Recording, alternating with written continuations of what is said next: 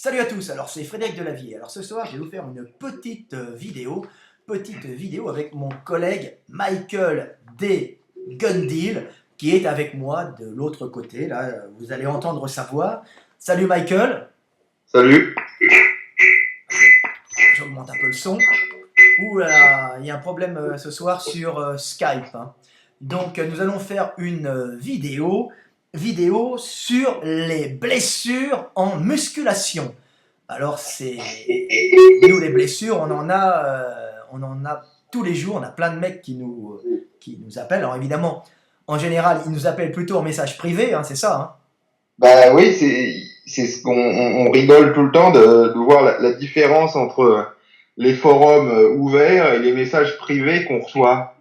La différence est Moi, j'avais une moyenne de 10 blessures par jour, hein, sur sur mes YouTube, hein.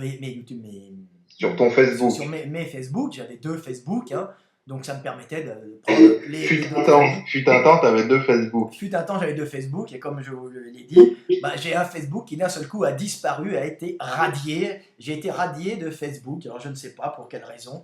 Ça vient sûrement de très haut, mais bon, maintenant je n'ai plus qu'un Facebook, donc j'ai plus que 5 blessures par jour, ce qui me laisse un peu de repos avant que les gens s'aperçoivent qu'ils peuvent venir me demander des conseils. Que faire, qu'est-ce que j'ai, parce que souvent c'est souvent qu'est-ce qui m'est arrivé. Les gens ont du mal à analyser ce qui leur est arrivé. Donc on va essayer de passer en revue un peu les blessures que l'on peut rencontrer en musculation, hein. Vu qu'on a de la chance, on est en première ligne, donc on a la chance de voir, malheureusement, c'est une chance parce qu'on peut les traiter, expliquer, c'est une chance de voir toutes les blessures qui arrivent, ou une grande partie des blessures qui arrivent en musculation. Alors, Michael, tu voudrais commencer par quelle blessure, la plus fréquente? Non, ben déjà, on peut commencer par quelque chose de simple. Il y a deux types de blessures en muscu. La première, c'est ce qu'on peut qualifier d'accident, du genre tu te fais tomber un poids sur le pied. Ouais. Donc ça, c'est vraiment un accident. Ou t'es au squat, tu le dis tout le temps, tu te penches beaucoup en avant et pom, tu te niques le dos. Ça, c'est les blessures accidents, j'allais dire. Ou sinon, t'es au coucher, il y a une main qui se barre, la barre te tombe sur les pecs et ça te broie Le la sternum, cage la cage thoracique. thoracique. Et puis on a vu même un powerlifter, je crois, ukrainien, hein, c'est ça, qui s'est fait enfoncer la cage thoracique avec une barre pas trop lourde, mais ça lui a fait un choc au cœur, et du coup, il est mort, hein. Ça peut arriver aussi. Donc ça, c'est un petit type de blessure, c'est pas le plus fréquent. Et le deuxième, c'est les blessures d'usure.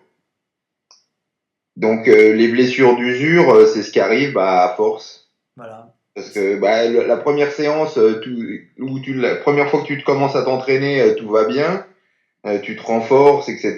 Et tu te dis que pour toujours, t'as des articulations qui Et, vont se renforcer et t'es comme Superman, t'es en béton. voilà. Et Ou en avec l'âge, le temps et le nombre de séries, eh ben, on finit par user user le donc, corps, et un jour ça casse. Parce que même si on fait très attention, de toute façon, à un certain moment, on finira par se dégrader, hein. On est programmé pour ça. et donc, ce qu'il faut dire, ce qui est important, c'est qu'une blessure, surtout les blessures d'usure, c'est pas la faute, t'as pas de chance. C'est de la Le mec, répétition. il a merde, je me suis blessé, comme si c'était le sort qui s'acharnait sur eux. Non, c'est souvent des mouvements pratiqués trop souvent, ou pratiqués dans une mauvaise position trop longtemps. Dans une position pas physiologique qui va user l'articulation, ou bien abîmer le Non, tendon. même une position physiologique, suffit de la répéter assez pour. Voilà, comme c'est ce qu'on expliquait pour les triceps, hein. Par exemple, le triceps, à la base, c'est pas un muscle qui est fait pour étendre le bras en Le, permanence, le hein. triceps plus que le tendon ou l'articulation. Voilà. Parce que le tendon, le triceps lui-même, par exemple, on va parler de ça, mais on va essayer de les passer en revue, hein. Le triceps, c'est un muscle qui est fait à la base pour étendre le bras, mais le bras tombe naturellement au sol. Donc c'est pas un muscle qui à la base est très volumineux, c'est un muscle à l'arrière qui sert pour le grimper, la longue portion, à se tirer verticalement, hein. Mais c'est pas un muscle qui rentre, qui est utilisé en permanence. Donc en bodybuilding, par exemple, on travaille beaucoup les triceps, hein, on fait des poussées, on fait des mouvements avec de poulies, et à force, ben, on fait des répétitions, et on travaille ce muscle intensément, alors que c'est un muscle qui n'est pas fait pour être travaillé en permanence, hein, pour supporter de longues répétitions ou des poids importants. Même si les gens se rendent pas compte, le triceps, dès que tu travailles le haut du corps, il bosse dans quasiment tous les exercices de dorsaux, dans Voilà. beaucoup d'exercices d'épaules, dans presque tous les exercices de pec. Voilà. Ça veut dire que tu le travailles, tu lui laisses très peu de répit pour récupérer. C'est un muscle, il faut penser qu'il n'étend pas que le bras, il s'attache au niveau de l'omoplate, et la longue portion, hein, en même temps, ramène le bras près du buste.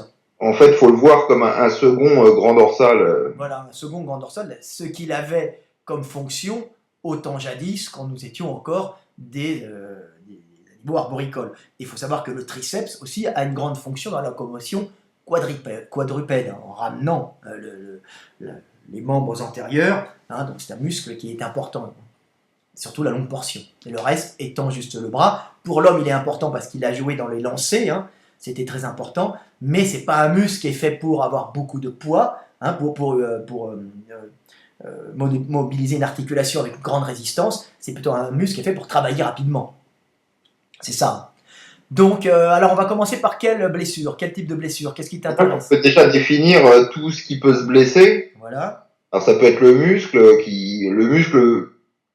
il tente à s'arracher. Alors on peut penser les arrachements célèbres, c'est les arrachements du biceps, les arrachements du pec. Voilà. Je pense que alors après on peut arracher le tendon. Alors pareil, tendon du biceps, tendon du pec, c'est des trucs assez connus. On peut se niquer les ligaments. Attention, on peut arracher le tendon on va expliquer, on peut arracher le tendon du muscle, mais on peut aussi arracher le muscle sous le tendon. C'est deux façons de s'arracher différemment, hein. Donc, quand on a, alors je vais faire deux petits dessins là qui sont marrants, hein. Hop, ça lâche ici, clac, clac, clac, hein, je monte, voilà.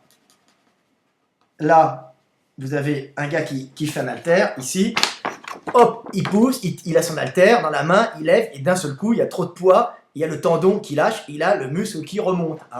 Mais vous pouvez avoir aussi un système de plaques tendineuses, hein, par exemple au triceps. Le gars fait une extension, il est couché, et on va montrer, hein.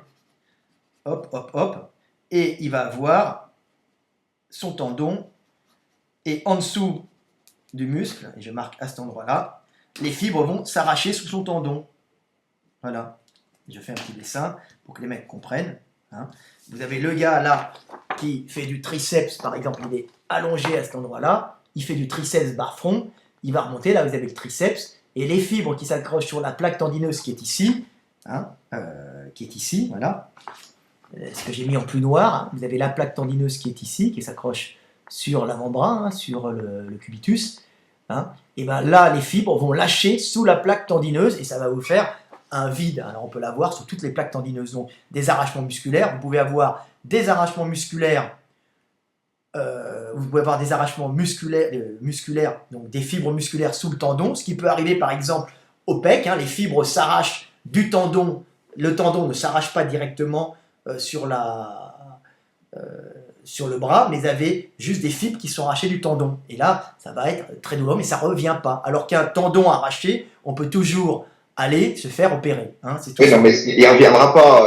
La plupart du temps, il ne reviendra pas, sauf si le chirurgien fait quelque chose. Sauf si le chirurgien... Il ne faut pas se dire que ça va revenir en faisant rien. Voilà, quand vous avez un tendon qui s'arrache, hein, bah, vous allez perdre de la mobilité, il faut bien vérifier ça. Alors, selon les muscles, il ne va pas revenir tout seul, donc il faut aller chez un médecin qui va vous orienter vers les urgences pour que le chirurgien vous le remette avec des vis dans l'os, hein, pour qu'il remette votre tendon dans l'os. Autrement, vous allez avoir un muscle qui va s'atrophier, hein, et qui ne reviendra pas. Et si vous l'opérez trop tard, de toute façon, il va y avoir une réduction fibreuse du muscle, et votre muscle ne reviendra pas. Donc, quand vous avez un arrachement tendineux, l'intelligence, c'est d'aller tout de suite à l'hôpital. Ouais, non, mais après, faut convaincre le médecin, puis c'est pas toujours possible non plus, hein. Non, mais bon, en général, un tendon se remet Ce qui ne se remet pas, c'est quand vous avez de la fibre déchirée sur un tendon. Là, vous l'avez perdu, vous n'allez pas la retrouver. Hein, c'est ce qu'il faut se dire. Donc ça va faire un creux dans le muscle, ou un manque d'une partie du muscle. On peut avoir des faisceaux du grand pectoral qui s'arrachent sur le grand pectoral, réduisant la taille de votre grand pectoral sans qu'on puisse le remettre. Ça, il faut le savoir. Et des fois, on peut remettre quand c'est l'arrachement partiel tendineux. Donc le prochaine cible des blessures, c'est les ligaments, donc à ne pas confondre avec les tendons. Voilà. Alors, les plus connus, c'est les ligaments croisés, mais paradoxalement, les culturaux n'en souffrent pas beaucoup. C'est surtout les ligaments croisés, c'est surtout dans les sports de contact. Voilà, c'est surtout dans les sports de combat ou bien dans les sports où il y a des rotations du genou, où il y a des arrêts et on tourne. Donc là on les a, les ligaments croisés, hein, ça arrive, tu vois. Voilà, ça c'est une articulation. Le ligament croisé, antérieur et postérieur, vous voyez. Et souvent, quand le gars il va donner un coup, par exemple, le gars il va tendre la jambe comme ça en donnant un coup de pied, le quadriceps se contracte, les ischios ne retiennent pas assez, les ischios qui sont derrière, et il va tendre la jambe, et là, qu'est-ce qui va lui arriver? Il va tirer sur le croisé qui est ici, le ligament qui est fait pour retenir l'articulation, qui va s'arracher, il va avoir après une instabilité. Il peut aussi avoir des problèmes, il fait un arrêt au sol, il fait une rotation, et là, le genou légèrement fléchi, il tourne, et là, il va s'arracher les ligaments croisés, et des fois, il s'arrache les ligaments qui sont autour, là, et là. Hein, voilà. Hein, à savoir que celui-là est un épaississement de l'articulation, le ligament latéral interne, alors que le ligament latéral externe est souvent en dehors de l'articulation. Hein. Bon, mais il va s'arracher quand même. Donc on voit, mais en musculation, on a rarement d'arrachement ligamentaire des genoux, pour la bonne raison qu'on fait des flexions contrôlées, souvent, et qu'il n'y a pas de rotation, il n'y a pas de mouvement extrêmement rapide qui vont détériorer les ligaments du genou. Voilà. Mais il y a quand même des ligaments qu'on peut se niquer dans les épaules avec soit des mouvements à la con, soit des étirements à la con. On peut penser aux ligaments de la hanche aussi. Ouais, ça arrive. On peut les tirer trop, ça c'est les étirements. Les étirements ne servent à rien. En musculation, par exemple, on peut avoir des problèmes en voulant réaliser des mouvements de trop grande amplitude. Alors on va faire des écartés, on va faire des mouvements de grande amplitude dans tous les sens. Et qu'est-ce qui va se passer? On va étirer la capsule articulaire et les ligaments, on va la déformer, on va se retrouver avec une instabilité de l'épaule ou une instabilité du genou. Ce qui m'est arrivé en partie cet été. Hein. J'ai fait du hack squat complet comme un con après avoir roulé des milliers de kilomètres. Et puis je me suis fait un bel étirement ligamentaire de l'articulation interne du genou. Ça craquait dans tous les sens. Il faut savoir que quand les ligaments sont trop étirés, hein, ils ne sont pas forcément arrachés en musculation, faut plusieurs semaines, on va dire au moins 1 ou 2 mois, voire 3, pour qu'ils retrouvent leur taille normale et que l'articulation n'ait pas de jeu. Hein. Pour qu'ils se retendent. Pour qu'ils se retendent, voilà. Donc, en attendant, on va essayer de mobiliser l'articulation sans lui faire une trop grande amplitude, et on va travailler tous les muscles qui vont tonifier l'articulation autour pour l'empêcher par tonification musculaire d'avoir trop de jeu et à chaque fois qu'il y a un jeu, de réétirer les ligaments. Donc par exemple, quand vous avez une entorse du genou, ce qui peut arriver, mais sans destruction ligamentaire, on conseille de faire quoi pour retendre le genou? Travailler du quadriceps, hein, par exemple en leg, hein, et pour tendre, et surtout travailler ischio-mollet pour tonifier les ligaments du genou.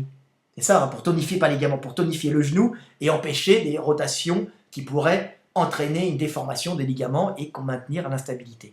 Oui, puis ça seconde un peu en fait, ça prend de la contrainte que recevaient avant les ligaments. Le ligament, voilà, c'est ça. Alors c'est terrifiant parce que moi j'avais une douleur baladeuse au niveau du genou qui passait des fois des ischios à l'intérieur, des ischios à l'extérieur en fonction de l'articulation qui était plus ou moins qui avait bougé dans la nuit. Hein. Je m'étais fait vraiment, j'avais roulé des milliers de kilomètres tous les mois. Je roulais 3000 km pour aller voir mon fils à l'étranger. Donc, à force, j'avais des pathologies de routier, si vous voulez, avec le genou dans une certaine position dans la voiture. Ça a fait une distension de mon ligament et j'ai fait dessus un entraînement au hack squat complet. Mais comme mon ligament était trop détendu, j'ai encore plus détendu. Et là, je me suis retrouvé avec un genou qui qui partait dans tous les sens. Et là, j'ai vu ce que c'est qu'avoir un genou niqué. Donc maintenant, ça va mieux. J'ai fait tous les exercices pour compenser. Mais voilà voilà ce qu'il faut pas. Ce qu'il faut faire, c'est quand vous avez une hyperlaxité ligamentaire, hein, due à des faux mouvements, bah, il faut travailler les muscles pour tonifier l'articulation, pour justement pour éviter de trop bouger et pour que ces ligaments se retendent. Alors on a ça au ligament de l'épaule, hein, on a l'épaule qui se détend complètement. Pour les culturaux, c'est surtout les épaules, parce que faut préciser que quand tu fais des tractions, si tu peux redonner un petit à-coup tout en bas et bien tendre les bras pour être sûr de bien te niquer les ligaments. Voilà. C'est des conseils qu'on donne en général, non? Ouais. Ils font des hops et on étire bien. On les tractions complètes, il faut faire.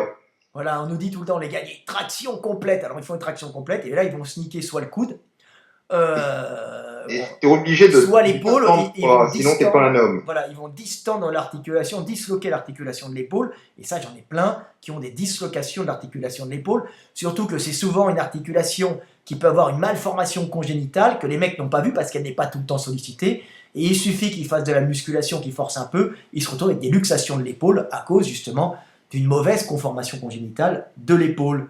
Hein. Alors faites très attention parce qu'à ce moment-là, c'est la merde, vous avez l'épaule qui part dans tous les sens, qui se déboîte, et c'est très gênant. Alors, elle peut se déboîter vers l'avant par manque de tonicité des ligaments arrière, et puis une mauvaise congruence devant aussi, hein, mais pour ça, on va conseiller, hein, de tonifier les muscles de l'épaule, les fixateurs, comment dire, de la coiffe des rotateurs, les muscles de la coiffe, qu'on appelle la coiffe des rotateurs, dans un terme très frime, hein. On va conseiller de les muscler pour éviter à ce moment-là d'avoir trop de jeu. Alors qu'est-ce qu'on va faire? Qu'est-ce que tu conseilles comme mouvement? Non, mais déjà, avant de parler de trop de jeu, ce qui est la beauté des problèmes ligamentaires, c'est qu'on fait pas toujours la relation entre la cause et les effets, parce que par exemple, en faisant les tractions, on peut étirer un peu trop ses ligaments, ce qui va donner du jeu à l'épaule, mais on s'en aperçoit pas forcément comme ça. Par contre, tu vas faire du développé nuque lourd, et puis là, c'est là que ton épaule, l'articulation va un peu bouger. Tu vas te dire merde, j'ai mal, et tu vas croire que c'est là que tu t'es fait mal, alors que c'était bien avant, en amont, que tu t'es fait mal, tu t'es niqué sur les tractions. Voilà. Donc, faut se méfier de.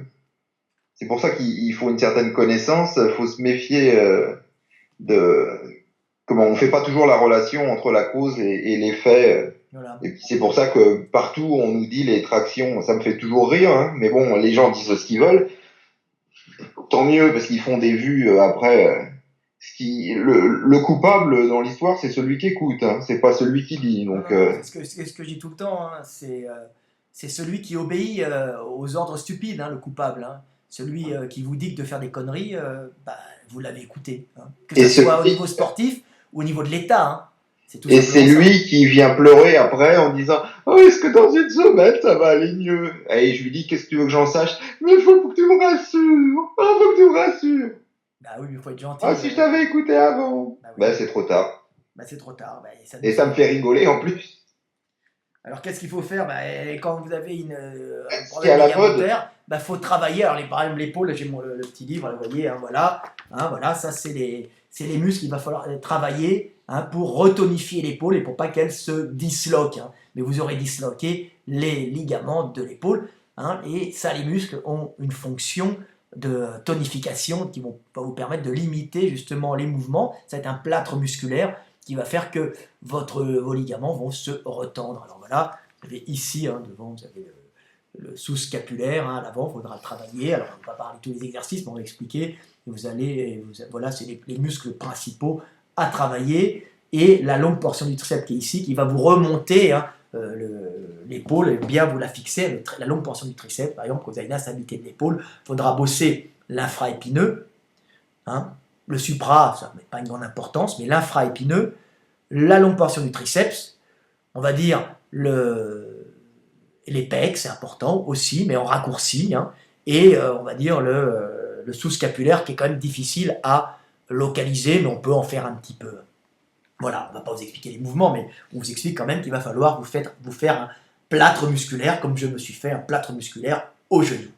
Vas-y, alors d'autres Non, problèmes? mais ce qui est très à la mode en ce moment pour retendre les ligaments, c'est de faire 10 ou 20 fois par jour des séries isométriques. Voilà, c'est pas mal aussi. Voilà. Alors, c'est pas la peine de bosser lourd, hein, aussi. On peut faire des séries relativement longues avec un poids modéré. Ça va vous retendre l'articulation. Alors, bon, ça, c'est Mais efficace. ça vient pas en 5 minutes. Hein. On va beaucoup plus vite à étirer les ligaments qu'à les retendre. Hein. Bah, les retendre, c'est 2 mois, hein, en minimum. C'est 2 mois. Ça met un sacré bout Oui. de temps. 2 mois à condition de pas continuer parce que le gars qui a cru qu'il s'était fait mal à l'épaule en faisant du développé nuque et qui continue à faire des tractions, bras bien tendus en amplitude complète, c'est pas prêt de se retendre. Hein. Voilà. Alors, on a aussi les problèmes de frottement, hein. Frottement, par exemple, à l'épaule. Ça, on a souvent Oui, les non, épaules alors là, c'est des problèmes articulaires après. articulaires. Alors, on va tous s'amuser à les passer. Tiens, on va sûrement en oublier, mais on va essayer de faire 1 heure, hein. Les problèmes de manque d'espace sous-acromial, hein, c'est ça. Donc là, on a des frottements qui vont induire des pathologies, hein. Tu peux expliquer un peu? Oui, non, mais en gros, on n'est pas fait pour mettre les bras en l'air. C'est la pathologie classique des peintres. Euh, ce qui est important de savoir dans cette pathologie, c'est pas parce que les gars ils disent quand on a une forme d'exécution impeccable, on peut pas se blesser, ce qui est Ce complètement qui est faux, complètement faux. puisque toutes les blessures d'usure, tu t'uses. Alors c'est vrai que tu t'uses encore plus vite si tu fais les mouvements mal, mais tu uses aussi très bien en faisant les mouvements avec une forme impeccable, comme on Voilà. dit, parce que les mecs ils sont tous propres, Alors voilà, propres. alors la blessure la plus classique qu'on peut voir en musculation, alors là c'est un classique de chez classique, c'est une inflammation, des fois avec rupture ou rupture partielle, du supra-épineux ou sus-épineux, c'est ça, hein. Alors Ouais, ça, ouais. ça c'est un classique. Alors le sus-épineux, j'ai montré ce que c'est, hein. On va montrer, on va rigoler, hein. Voilà, ça, alors c'est typique à la musculation, ça c'est le sus-épineux. Alors c'est un espèce de morceau de steak assez volumineux qu'on ne voit pas sur une personne parce qu'il a le trapèze par-dessus, c'est un muscle profond qui est qui est sur l'omoplate, dans l'omoplate, il a une loge spéciale, je vous le montrerai, qui passe au-dessus et qui vient s'accrocher ici, vous voyez une coupe, hein, sur la tubérosité de l'humérus, et il amorce en général le mouvement d'élévation latérale. Donc vous voyez, là c'est un omoplate, hein, voilà, on va dire c'est cette omoplate-là, hein, il y a la cage thoracique devant, et vous avez ici une fosse dans laquelle il y a ce muscle qui vient ici, qui passe là, et il vient, c'est l'autre côté de l'humérus, mais c'est pas grave, on s'en fout, et il vient s'accrocher sur l'humérus, ici à peu près à ce niveau-là, hein, vous comprendrez, ça c'est un humérus de l'autre côté de l'humérus gauche, mais on s'en fout, mais comme ça. Et en tirant, il vous lève, il vous amorce le bras, hein, parce que le deltoïde étant placé d'une certaine façon, il a du mal à amorcer le tirage, hein, à cause de ses fibres. Mais dès que ça a été amorcé, le deltoïde prend le relais. Mais c'est un muscle très important pour amorcer la montée du bras, et ce muscle passe dans cette petite, le tendon passe dans cette loge, hein, vous regardez, je mets mon doigt à cet endroit-là, clac, clac, clac, et vient s'accrocher sur l'humérus à cet endroit-là, hein, et quand il tire, à cet endroit-là plutôt, quand il tire, il fait clac, il lève le bras. Donc, ce qui se passe, c'est que comme il y a un espace sous-acromial ici, qui des fois n'est pas assez important selon les gens, hein, et puis des fois il peut y avoir une inflammation de la bourse séreuse. La bourse séreuse, c'est un petit sac très fin, hein, ça ne se voit pas, c'est des microns, mais dedans il y a un liquide qui fait un plan de glissement, ça permet de faire coulisser facilement les tendons. Ce sac peut être inflammé légèrement avec trop de liquide, et il peut y avoir un frottement. Alors un frottement pas uniquement sur l'os, hein. Vous avez l'os qui est ici, hein, c'est l'acromion, hein. On dit problème sous-acromial, mais en général c'est ici, je l'ai dessiné ici sur mon bouquin, c'est un ligament, j'espère que vous allez le voir, ici, acromio-coracoïdien, qui est là, qui fait une voûte acromio-coracoïdienne, hein, ostéo-fibreuse, qui protège le dessus de l'articulation, qui protège ce tendon des chocs, hein. Mais des fois l'espace n'est pas assez important et le tendon va frotter, clac, clac, clac, va s'user et un jour va se déchirer. Alors souvent avant de se déchirer, il fait mal, hein, il est souvent douloureux. Alors en musculation, c'est un classique de chez classique parce que les épaules font partie pour les bodybuilders, hein, pour les mecs qui font de la musculation, des muscles qui sont visuellement les plus importants, puisque de face, ils vont vous donner une sacrée largeur. Et c'est un muscle qui, dans la vie de tous les jours, n'est pas utilisé en permanence. Hein. Il est utilisé pour stabiliser. Les Africains en ont souvent un plus grand, parce que c'est un muscle qui permet de permettre les variations, les oscillations de bras, donc pour compenser les mouvements quand on est longiligne, comme les Africains. Hein. Mais en général, il n'est pas très développé. Donc les gens, ils font des élévations latérales en permanence pour les développer, pour développer les fibres multipénées latérales. Ils montent vachement haut, et puis en faisant ce mouvement, ils lèvent en permanence des centaines de fois, des milliers de fois leurs bras. Et qu'est-ce qui va se passer? En levant, ils vont frotter le tendon. Et un jour, il est complètement irrité. Avec l'âge ou avec le nombre de répétitions, il se calcifie et il finit, il y a des inflammations et il finit par péter. C'est ça? Ouais, non, mais tu peux être très handicapé sans qu'il soit jusqu'à péter complètement. Hein. Non, mais c'est très douloureux pour les gens. Pour les gens, ils ne peuvent plus rien faire, ils ne peuvent plus faire de coucher, ils ne peuvent plus... alors en général, le coucher, ça passe, mais dès qu'on monte l'épaule, ils ne peuvent plus faire d'épaule, plus de développer incliné. En traction, ils ont mal, hein, bien sûr, parce que le bras se monte, et c'est particulièrement incapacitant, hein, c'est ça. Oui, oui. Non, mais c'est très fréquent aussi.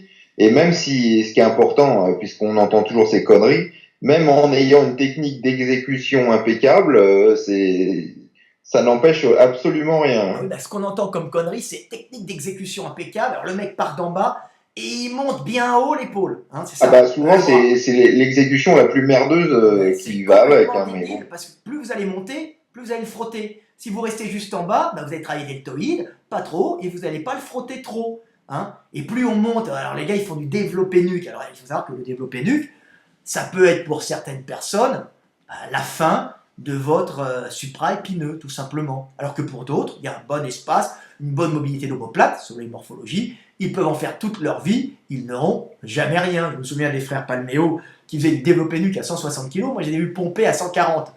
Les mecs, ils avaient rien du tout. Ils avaient visiblement un espace. Oui, non, mais attends, ils arrêtaient à la tête.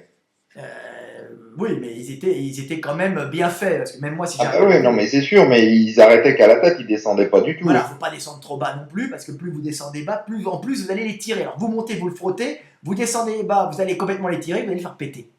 Hein, c'est-à-dire qu'on monte, on le frotte, on descend, on le pète, c'est ça? Oui, non, mais de toute façon, plus le mouvement est ample, plus c'est dangereux de toute façon. Voilà, donc, parce que même si on est fait pour pouvoir faire un mouvement ample, Dieu, il nous a pas créé pour le faire avec des poids dans les mains qui sont complètement... Ou bien en répétition, en centaines de répétitions, comme les mecs le font pour les épaules. Donc c'est pour ça que les épaules sont des muscles qui se développent en série longue. Hein. Donc en série longue veut dire risque de frottement répétitif. Hein. Et donc les mecs se niquent les épaules et en plus ils montent trop haut. Alors un petit truc de famille, hein, pour pas se frotter, avoir trop de frottement à ce niveau-là et conserver l'intégrité de son tendon du supra-épineux, c'est quoi? C'est de faire pencher légèrement sur le côté des élévations sans monter trop lourd. Comme ça, vous avez le démarrage un peu difficile et vous montez et vous essayez de ne pas monter trop haut. Hein, comme l'épaule est tirée vers le bas, ça va aller pencher sur le côté. Vous aurez une meilleure intensité au début et à ce moment-là, et vous ne montez pas trop haut l'épaule, ça sera parfait. Hein, c'est le truc à savoir. Tu as d'autres trucs à dire? Non, mais c'est une blessure classique et qui n'a pas forcément... Le supra-épineux, pardon. Après, non, mais faut faire le recensement. Après, c'est les gens à le faire. Quels sont les mouvements où on a les bras en l'air? Alors, il y a des mouvements comme un peu inattendus, du genre le pullover. Hein. Même si t'es allongé, t'as les bras... Donc, moi, ce que je conseille, c'est de les recenser et puis de bien regarder que vous laissez à votre supra assez de temps entre deux, parce que si un jour vous faites du pullover, le lendemain vous faites du développé nuque, après vous faites des élévations latérales et puis le lendemain encore des tractions, forcément que l'infra, vous allez taper très fortement dedans et vous allez laisser quasiment zéro repos. Le supra. Le supra, pardon. On confond. Et c'est pour ça que je suis à fond pour la méthode qu'on explique dans la méthode de Lavier 2, d'un seul mouvement par gros groupe musculaire, en particulier pour le dos, Parce que si dans toutes les séances vous faites du rowing et des tractions, alors les tractions ça peut être à la machine, ça peut pas forcément uniquement à la barre fixe. Et un petit truc pour pas trop le frotter en traction, moi qui fais des championnats de traction, hein, c'est heureusement, c'est de faire des tractions devant et pas des tractions nuque. Hein. Faire des tractions devant et ramener un peu les coudes vers l'avant, vous allez avoir moins de risques d'avoir de frottement. Mais le problème, c'est qu'arriver en haut, vous allez quand même vous détendre. Et si vous mettez vos bras vers l'arrière, vous risquez de le frotter. Donc essayez de tout le temps, même quand vous êtes détendu, de garder vos bras légèrement vers l'avant pour éviter les frottements. Hein. Ça, c'est une base. Mais enfin, si à chaque séance d'eau vous faites et des tractions et du rowing, le supra, il n'aura pas beaucoup de temps de repos. C'est pour ça qu'il faut il faut intercaler des mouvements qui vont pas lever les bras avec des mouvements, avec des séances qu'on le fait pas trop non plus, surtout si on a les épaules qui sont fragiles ou les bras sont en l'air. Donc beaucoup de rowing et pas dans la même séance rowing et puis traction. Voilà, faut éviter. Alors moi, je le fais, mais moi, j'ai pas mal là-dessus. Moi, j'ai mal quand je les mets vers l'arrière. Alors, faut se connaître aussi, hein. Faut le savoir. Moi, je fais souvent des rowing verticales et traction après. Mais moi, c'est moi, et je demande pas aux autres de faire comme. Par contre, moi, si je fais directement des mouvements, par exemple, de développer nuque ou élévation latérale haute, vous pouvez être sûr que je finis avec des pathologies d'épaule. Alors, du coup, heureusement, je n'en fais pas et je n'ai jamais mal quasiment aux épaules.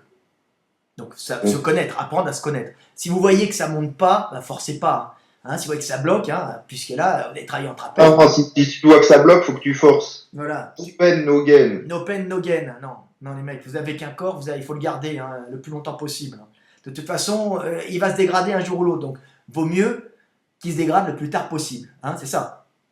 Ben, ça dépend. C'est pas la mentalité YouTube. Et puis si t'es un homme, t'es pas un warrior. Je te sens un peu mou. T'es pas un Ah, moi, warrior. combien de fois Le j'entends warrior. une traction, c'est complète. Une traction, c'est complète. Je dis, mais t'es gentil, mais bon, à part en concours, j'ai fait quelques fois complète, mais j'ai pas envie de me niquer. Tu vois, Le warrior ignore la douleur. un squat complet, complet. Bon, il est bien ton squat complet, mais si t'as pas la morphologie, à long terme, tu vas te niquer le bas du dos. Hein, tu vois, donc faut faire attention. Tu travailles pour les compètes, tu mets des cales, mais tu vas éviter quand même de te blesser. J'entendais même Tom Platz, hein, il s'est niqué le dos au squat. Hein. Pourtant, il était droit comme un nid. C'est ce que j'avais expliqué dans une vidéo. C'est que en général, les mecs qui sont bien conformés pour le squat ne se blessent pas, n'ont pas de blessure d'usure, mais comme ils n'ont pas les muscles renforcés pour les empêcher de tomber en avant, comme les longilignes mal foutus, au moindre faux pas, l'accident, ils bloquent, ils tombent un peu en avant, ils n'ont pas les muscles pour les retenir. Donc ils ont les muscles moteurs, mais ils n'ont pas les muscles de maintien, parce qu'ils n'ont pas besoin d'être maintenus vu qu'ils ont une très bonne position. Donc ces gens-là, en général, ils se font une grosse hernie d'un coup, parce qu'ils ont juste fait un déséquilibre. Alors que le mec qui n'a pas la morphologie pour le squat et faire du squat, il est tellement mal foutu que, en général, il va pas monter super lourd et de toute façon, il va renforcer ses muscles de maintien, tu vois, pour pouvoir avoir une bonne position parce qu'autrement il se pète la gueule.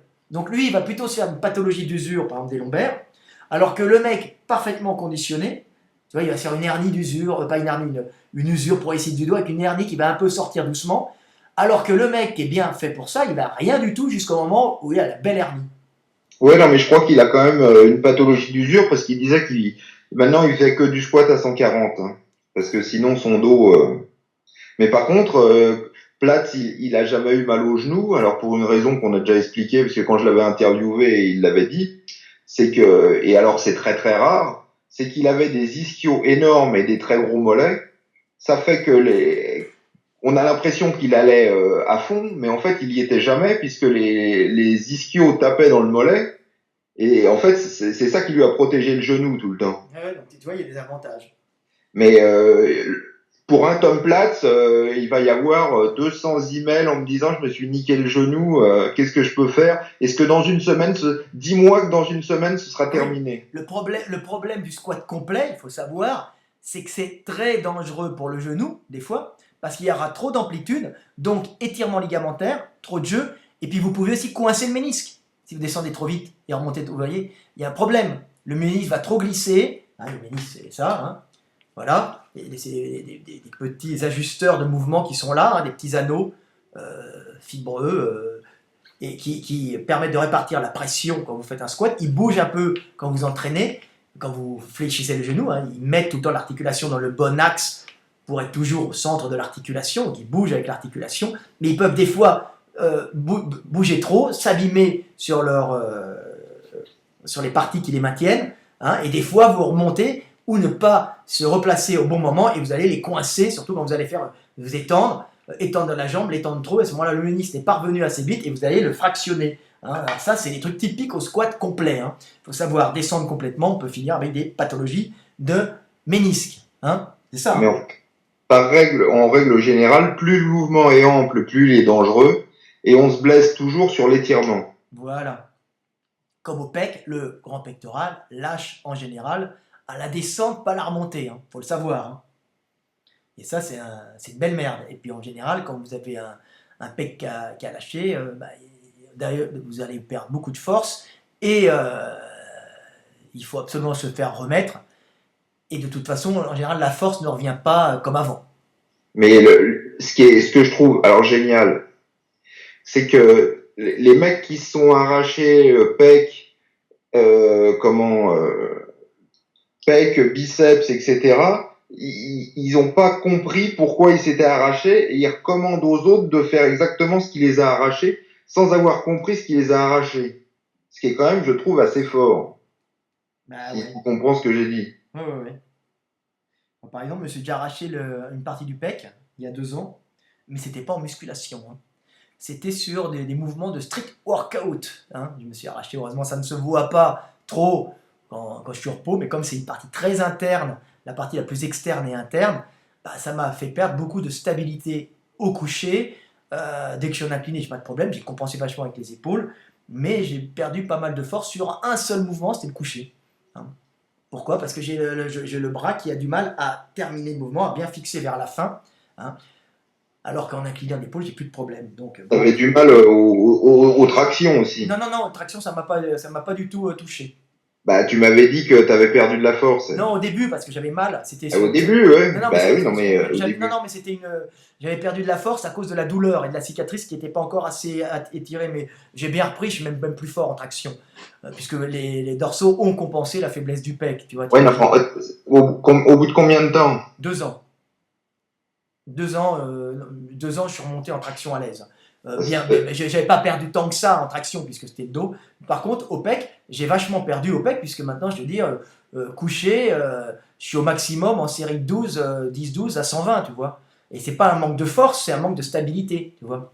Alors qu'en couché serré, je suis quasiment au même niveau parce que couché serré, le bras est le long du corps, il y a moins de problèmes, il n'y a pas ce problème de stabilité, d'ouverture. Donc en couché serré, j'ai quasiment aucune perte de force.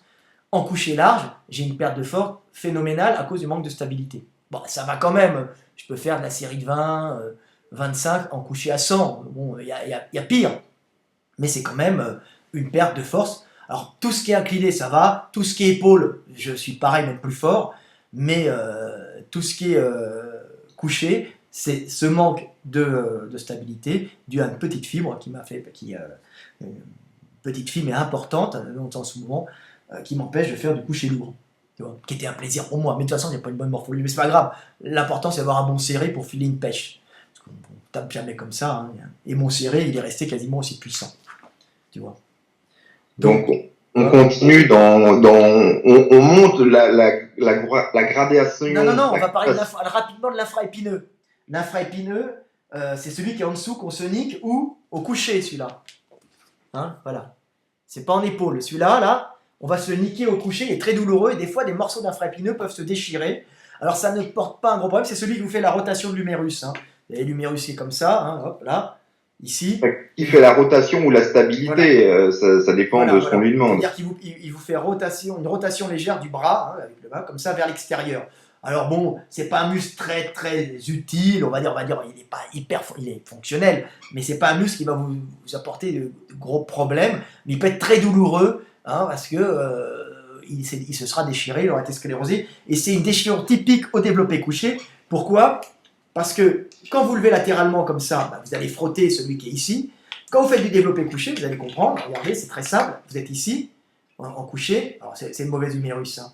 Vous allez vous mettre comme ça, hein, vers moi, hein, hop, Et à ce moment-là, le muscle qui est derrière, le l'infraépineux qui est ici, à cet endroit-là, l'omoplate, va porter le tendon vers l'avant et va à ce moment-là, au lieu de ramener directement l'épaule comme ça, hein, il va remonter, passer vers l'avant et vous allez avoir le tendon qui va venir se loger sous la voûte ostéofibreuse acromio-coracoïdienne et qui va à ce moment-là râper. Donc c'est au développé couché que, que ce muscle de l'arrière de l'épaule va avoir son tendon qui va râper sous la voûte ostéofibreuse. Donc à ce moment-là, le couché est un muscle qui traumatise énormément ce tendon. Hein. Donc pour ceux qui ont du mal à suivre, il y a les schémas qui expliquent tous les frottements en fonction de ces positions de mouvement dans la méthode de la VIE2. Voilà. Donc vous pourrez aller la chercher. Et puis si vous voulez aussi des explications biomécaniques, de base, vous avez tous les exercices traités dans le guide des mouvements de musculation au passage. Hein. Donc, qu'est-ce qu'on... Je voulais monter dans les emmerdements. Le plus emmerdant, alors c'est quasiment je dirais c'est quand même le top 2 des blessures. C'est au niveau emmerdement, c'est les blessures qui sont les blessures nerveuses. Ça, tu veux qu'on en parle maintenant ou à la fin? Parce que là, on pouvait parler de l'acromion, on terminait l'épaule en parlant de l'acromion.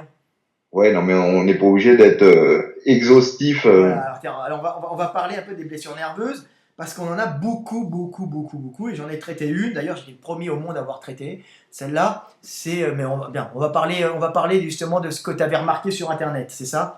Ouais, bah, entre autres, c'est un exemple. Le mollet, le jumeau interne de Denise Wolf. Moi, j'avais trouvé un mec qu'en avait plus non plus, mais alors des deux côtés. On peut revoir Dexter Jackson.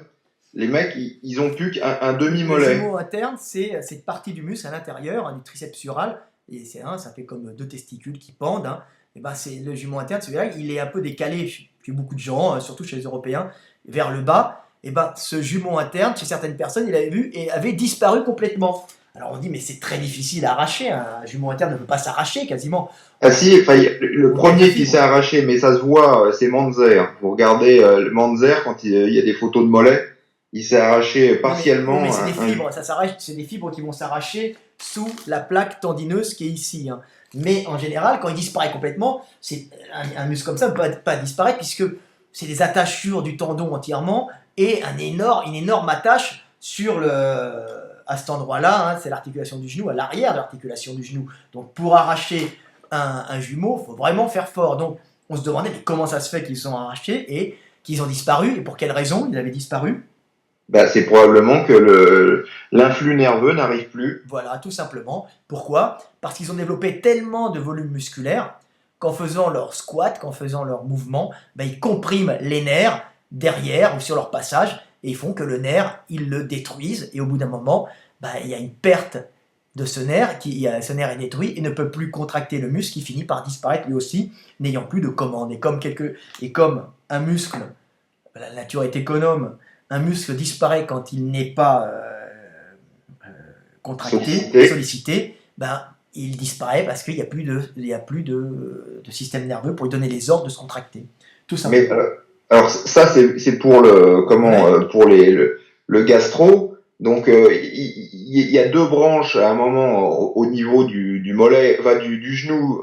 Il y en a une qui va dans la partie externe, une qui va dans la partie interne, et ce qui est marrant, c'est que c'est surtout celui de la partie interne qui est touché. Voilà. Mais on peut avoir des problèmes nerveux aussi. Une fois qu'on s'est niqué le dos, on n'a pas seulement mal au dos, et il peut y avoir un blocage de l'influx. Le plus classique qu'on a par exemple en street workout, moi qui pratique le street workout quand même, j'ai pas le temps de faire beaucoup, mais cette année j'ai quand même gagné deux compétitions. Non, j'ai pas gagné une compétition. Non, mais cette année j'en ai gagné une et j'ai fait troisième à une autre. Donc c'est pas mal. Donc une au FIBO, hein, la Grenade, hein, complète Grenade. Ils sont tout le temps étonnés de me voir arriver de gagner. Parce qu'ils n'ont pas les spécialistes mondiaux, donc ils n'ont pas les spécialistes du street workout. Hein. Ils ont des crossfitters qui sont souvent moins forts que les street workouters. Donc je suis arrivé, puis j'ai gagné, puis il y avait le concours sur le salon en France, où il y avait les meilleurs de France, et puis le mouvement me correspond bien, donc même si j'ai des légers, j'arrive à faire un podium, et j'ai encore fait troisième, ce qui était pas mal. Donc c'est vraiment un mouvement qui me correspond parce qu'il y a un départ arrêté. Mon départ arrêté, je suis excellent. Alors, qu'est-ce que je voulais dire sur les... Ah non, mais on parlait des blessures nerveuses. Enfin, moi, je voulais en arriver quand on se nique le dos. Voilà, on va parler du grand dentelé, tiens, sur la blessure nerveuse, un classique. Un classique, c'est la blessure du... c'est la... Comment dire la paralysie du grand dentelé. Hein. Donc c'est un petit nerf, alors je ne me souviens plus c'est lequel. Alors sur son trajet, il est souvent lésé quand les mecs lèvent le bras et se détendent. Hein. Souvent, ou tirent le bras en avant. Alors il lèse le nerf qui innerve le grand dentelé. Le grand dentelé, c'est un muscle qui vous protège, qui vous projette l'omoplate vers l'avant. Je vais essayer de vous le trouver dans mon bouquin, parce que mon bouquin est très dense. Alors j'essaye de le trouver, je crois que je l'ai mis où c'est dur à trouver, bordel. Attends, c'est à la fin. Donc ce nerf est lésé et ça vous fait des omoplates en aile d'oiseau à l'arrière. Hein. En papillon. En papillon. Donc j'ai un gars là qui passait le concours, qui voulait passer le concours de l'armée, qui me dit, écoute, regarde, mon cousin essaie de passer l'armée, il n'arrive pas à faire les tractions, il y a un côté, il est complètement de travers. Et j'ai regardé, ben, écoute, visiblement c'est soit une paralysie du nerf qui irradie le trapèze, parce qu'il était vu de face, de dos, donc je ne voyais pas bien, pas en 3D, il ne tournait pas autour, donc vu, c'est ou une paralysie du nerf qui irradie le trapèze et les rhomboïdes, donc il ne peut pas ramener son omoplate, il avait un omoplate qui n'arrivait plus à se contracter, ou plus visible, ou visiblement une paralysie du grand dentelé, qui fait que son omoplate est complètement vers l'avant et qu'il n'arrive plus à bien tirer en arrière son bras, parce que l'omoplate qui est la structure stable sur laquelle l'humérus pivote et lui-même ne peut plus bouger, se tirer vers l'arrière, donc il tire sur un os mobile et complètement instable. Donc c'est assez gênant. Donc on a des paralysies, voilà, le grand dentelé, c'est ce muscle-là, ici, qui est ici, voilà, hein, il est là, il ramène l'omoplate vers l'avant, on le voit ici travailler, qui est quand même assez travaillé au pullover, hein. Et souvent, les gens, quand ils font des tractions, bah, ils se niquent ce nerf du grand dentelé. Et le problème, c'est que ça ne revient pas. Hein. Donc souvent, c'est une paralysie qui va vous rester toute la vie. C'est très gênant. Alors il faut compenser, par exemple, en travaillant le rhomboïde, hein, tous les muscles pour ramener les omoplates vers l'arrière, hein, parce que votre omoplate va partir vers l'avant. Donc il faudra compenser avec les fixateurs d'omoplate pour compenser cette paralysie qui va atrophier le grand dentelé et qui va faire que votre omoplate va sortir, et des fois en plus c'est douloureux. Alors il y a des opérations, les mecs les fixent dans les côtes, mais c'est un peu gênant, hein, de là faire une opération, il faut voir, hein, mais ils vous fixent l'omoplate, hein, l'omoplate là sera fixée dans votre cage thoracique pour pouvoir pousser sur un support stable, mais il faut vraiment voir si c'est utile. Mais oui, enfin, ce qu'il y a, c'est le problème des problèmes nerveux, c'est qu'on n'a rien à vous dire une fois qu'on a le problème, sauf l'opération. Donc c'est pour ça que je dis que c'est bien merdeux. Alors, il y a quelques opérations quand il y a des frottements. Alors, il y a quelques opérations, mais en dehors de l'opération, on n'a pas tellement de conseils à vous donner. Voilà. Alors un autre truc typique qu'on peut avoir, c'est... alors ça n'entraîne pas de paralysie, hein. C'est souvent au milieu du dos, hein, vous avez un frottement du nerf entre deux muscles, hein, ou entre des fascias, qui va faire que le nerf ne va pas se dégrader, mais va être hyper douloureux. Alors il y a un truc qui est vraiment classique, j'avais fait une vidéo dessus, c'est le nerf qui irradie l'angulaire de l'omoplate. Donc c'est un muscle qui s'accroche sur l'omoplate à cet endroit-là, on le voit à cet endroit-là, il est accroché ici, et il vous remonte l'omoplate comme ça.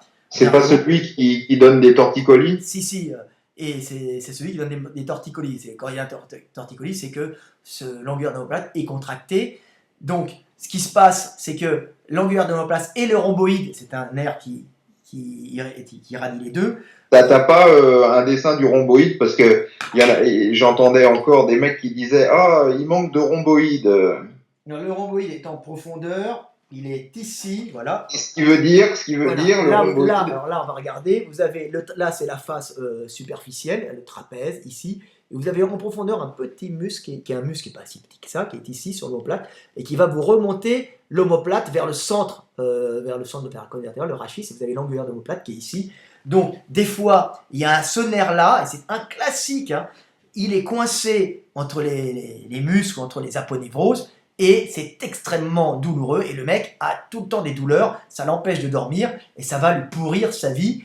surtout que cette contracture ne détruit pas le nerf totalement, mais comme c'est l'extérieur, sa zone sensitive, va lui créer des douleurs terrifiantes, jusqu'à lui contracter en général, même l'angulaire d'omoplate, il va finir avec des névralgies d'Arnold, vu qu'il a en plus tout l'arrière du cou contracté, donc cette vertige et tout, c'est une catastrophe, et je connais plein de gens qui ont ça, et c'est très dur. Alors ce qu'il faut faire quand vous avez ça, quand il n'y a pas de paralysie, hein, une douleur, bah, ce qui marche c'est les bains chauds, les massages, les frottements, et puis les automassages, et puis même les vrais massages, hein. C'est ça. Et qu'est-ce que tu penses de ma théorie de dire que les torticolis, c'est ni plus ni moins qu'une grosse courbature? Euh, c'est variable, oui, qui entraîne c'est une grosse couverture qui entraîne souvent des fois une irritation nerveuse aussi des fois, hein. C'est l'un Non, des... mais le torticolis classique, des fois on se réveille et Bah oui, c'est une grosse courbature. Mais une grosse courbature, vous êtes dormi dans le mauvais sens, et puis en plus, ça vient contracter les nerfs, et puis c'est le cercle vicieux. Donc il faut détendre ça.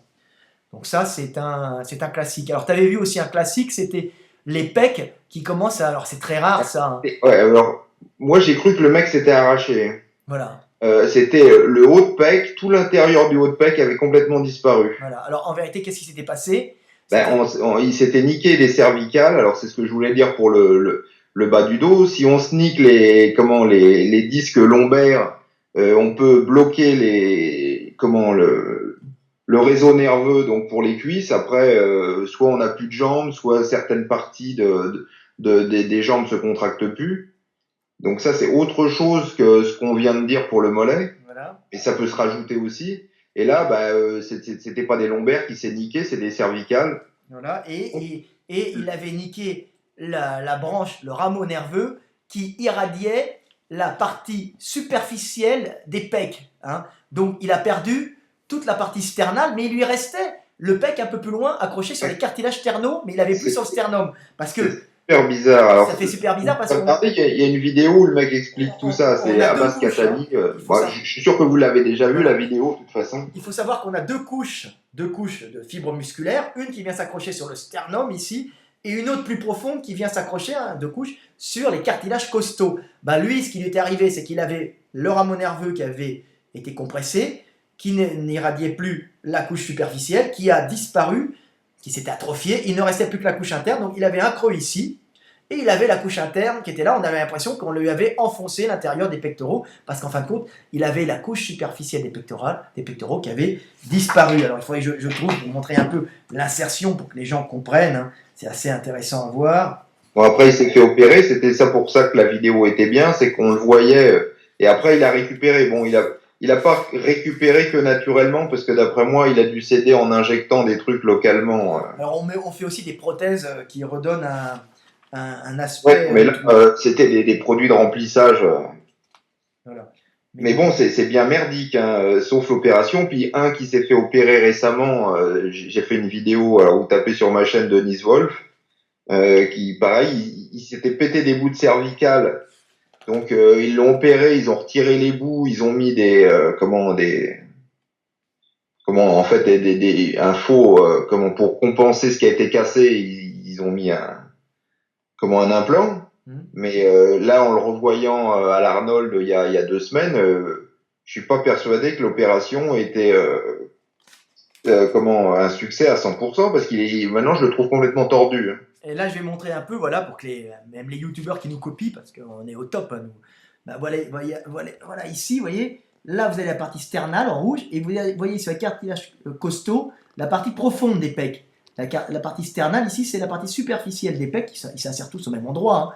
C'est une forme particulière du tendon. Vous avez les fibres superficielles et en dessous les fibres profondes qui viennent s'insérer là sur les cartilages costaux. Donc il lui restait celle insérée sur les cartilages costaux et avait disparu la partie sternale à cause d'une compression nerveuse. Donc les compressions nerveuses, il y en a pas mal, hein, contrairement à ce qu'on pense, hein. Non, mais même, il y en a beaucoup qui viennent pleurer justement en message privé. Le problème, c'est qu'une fois que tu as développé ça... Alors d'autres compressions nerveuses, il y en a qui sont classiques aussi, en faisant des flexions de jambes. Alors ça, c'est une classique qui arrive en muscu. Alors, ma sœur hein, il y en a une, il y a le nerf qui passe à cet endroit-là, hein. Il y a un trou ici, regardez, entre le sartorius et le tenseur du fascia lata, vous avez ici le droit de la cuisse qui passe, et ben, il y a un espèce de petit trou qui passe là, et dedans il y a des nerfs qui passent, il peut être Ah non, non, c'est pas là. C'est ici, pardon, non, non, ici. À côté du sartorius et du trou, là, il y a un trou ici. Je confonds. Et à ce moment-là, dans ce trou-là, il y a des nerfs qui passent, et c'est là que les nerfs peuvent être comprimés. Vous avez pas une paralysie, mais en général une paralysie sensorielle à ce niveau-là, très gênante, et même des fois douloureuse, à cause de la compression du nerf qui va passer par cette échancrure. Hein. C'était, comment on appelle ça, hernie crurale. Crurale. Hein. Il y a la crurale, et là, merde, inguinale. Alors ça, c'est la crurale. Donc c'est le creux crural qui est ici. Voilà, il faut que ça revienne. Des fois, j'oublie un peu parce que je m'intéresse à d'autres trucs. Ici, le crural, le trou. Il y a, Et quoi on a pu parler des hernies, alors c'est... Alors voilà, vous avez un nerf qui passe là, et ça va vous faire mal jusque dans la fesse, des fois, jusque plus bas dans la fesse, jusque dans la hanche, hein, sur le côté, à cet endroit-là. Hein. Voilà. Ça va faire jusque mal ici parce que le nerf sort de l'autre côté, donc le nerf va sortir de ce trou-là qui est ici, là, à côté. Vous avez entre le tenseur, comment ça s'appelle, le sartorius, hein, et merde, comment ça s'appelle, le psoas-iliaque. Il y a un trou à cet endroit-là, hein, et il sort un nerf, et là il va être comprimé. Ça va vous faire très mal sur le côté de la jambe où il y a l'os, hein, où il y a le grand trochanter. Et devant, ça va vous faire comme une paralysie devant, c'est très très gênant. Et dans la fesse un peu. Voilà. Ouais, donc la hernie, pareil, hein, bien merdique la hernie, parce qu'il y a que l'opération, ça se remet jamais, hein, tout seul. Alors les hernies, oui, on va parler des hernies. Voilà, on en a une belle ici, là, de 3B, voilà. Bon, vous avez les vertèbres, hein, puis quand vous vous penchez en avant, hein, si le disque est un peu vieux ou un peu mal formé, ben vous avez dégradé lentement votre muscle avec l'âge, hein, et ben il va y avoir là c'est un noyau, hein, c'est ce qu'il y a entre vos vertèbres, c'est symbolique, hein. Vous avez un anneau fibreux, de tissu fibreux, et au milieu vous avez du gel, une espèce de gel, c'est un amortisseur. Mais il suffit que cet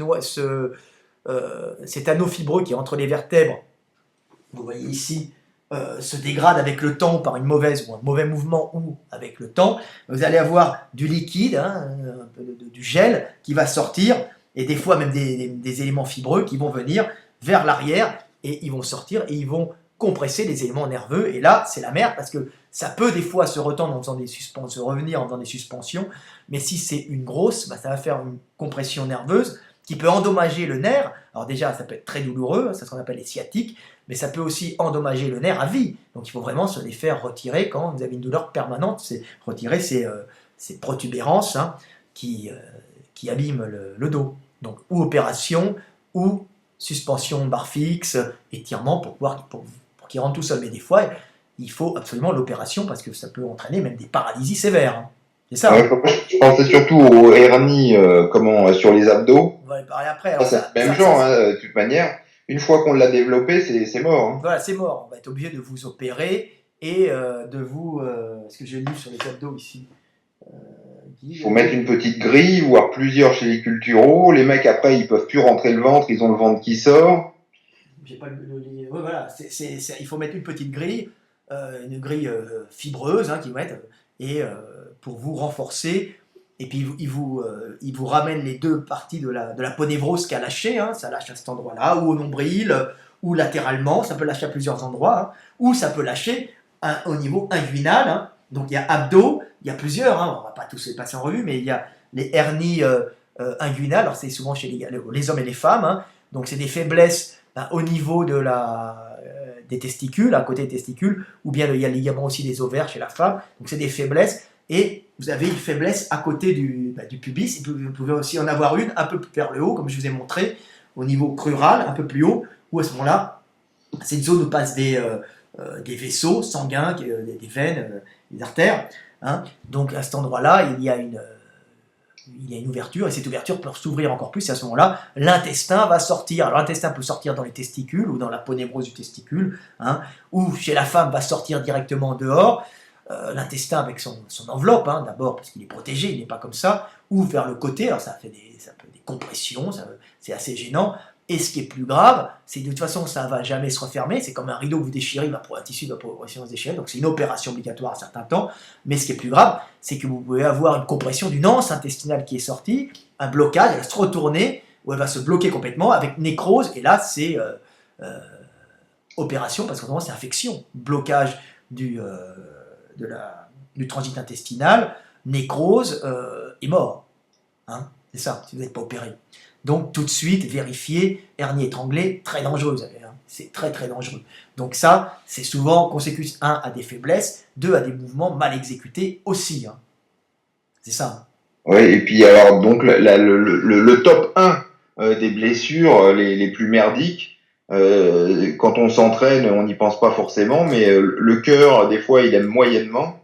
Et il est comme les muscles, hein, le cœur, quand on s'entraîne les muscles, on abîme un peu les muscles.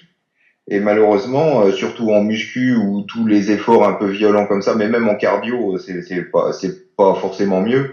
On abîme un peu le cœur et il peut y avoir une blessure. On connaît quelqu'un qui en est mort. Hein, c'est la crise cardiaque pendant l'entraînement. Voilà.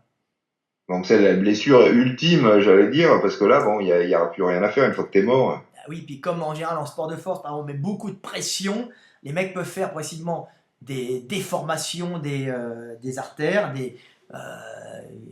et puis peuvent faire des ruptures d'artères, et là ils meurent. Hein, c'est ce qui était arrivé à Stig Marsson. Hein. Une rupture du pont de l'aorte sous une pression énorme. Pour powerlifting, on met beaucoup de pression, donc on peut avoir des accidents très graves, hein, cardiaques. Mais bon, il avait pris des produits, puis il poussait très lourd aussi, on n'est pas fait pour ça.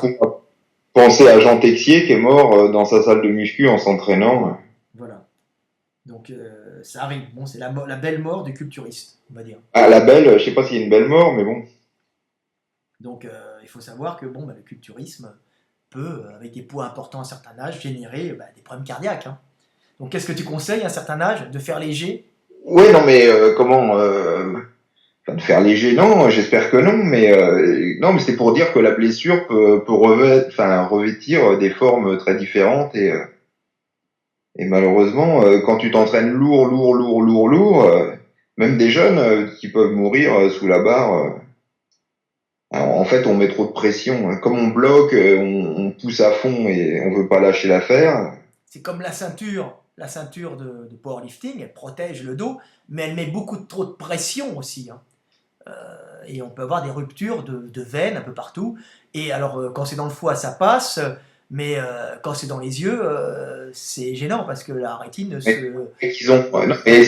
Quand ça sort, ça va. Quand les mecs ils saignent par une oreille, ça va. Quand ils saignent par les yeux, ça va. Mais si non, mais les ça mecs, va des dans le mecs, cerveau, des fois, se pètent des artères, des petites artères dans la rétine. Et à ce moment-là, ils ont des zones d'œil, des yeux où ils ne voient plus. Et ça ne revient pas comme ça, puisqu'ils ne vont pas être irrigués et les cellules vont mourir. Les cellules de la rétine, qui sont des cellules qui ne se renouvellent pas. Donc c'est arrivé hein, à une nana, je sais, en powerlifting, et ça arrive assez souvent. Les gens ne s'en aperçoivent pas parce que c'est des micro-hémorragies qui créent des micro-zones de cécité. Il faut le savoir, hein. C'est pas du rigolo. Hein.